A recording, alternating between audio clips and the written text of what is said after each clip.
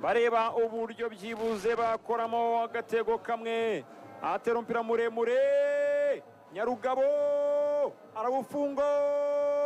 Attention, umupira Peri ukuramo, byari bikomeye. Attention, bati ni kufre ikipe ya Peri. Bati ni kufre ikipe ya Peri. Mbere zamu ry'abariya Soane bamupfutse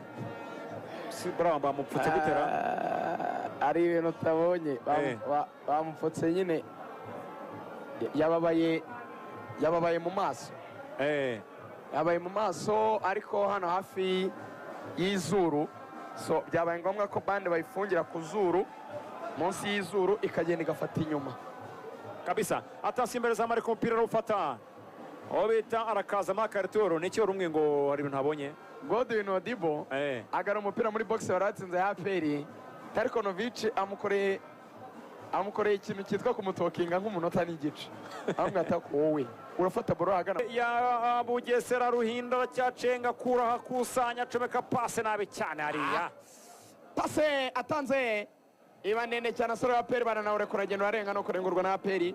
Iminota ibiri y'inyongera mu icumi yashyizweho ikaba ishize.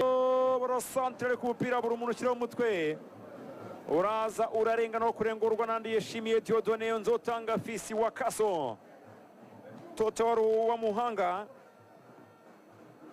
Ndayishimiye Diodone wa Kaso, kipe ya Peri yamukuye muri AS Muhanga,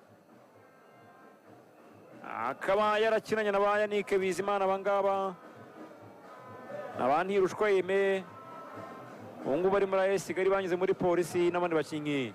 Acomeka passe bava cyane kwa Tadeo, gonga passe kwa Frodouard mugira neza, agonga passe hariya, arashaka nini Ndayishimiye aramusubiza hariya. Acomeka passe kwa Rafiki yangu Odibo, Godwin Odibo kora kanu, Odibo Konada bamwita Godwin Odibo, vuga ati Ruvuyanga na Rugaju nabumvise.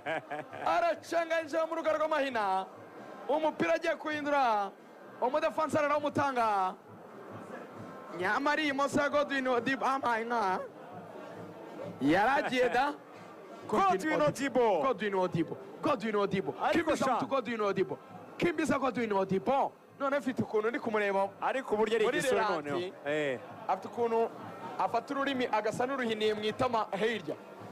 Bro, ameze nka Damatira ure, agatwara umupira nka ameze nka Damatira urukina Fulham. Teye ubwoba. Attention kona barayicongamo, konga n'umutwe w'umupira.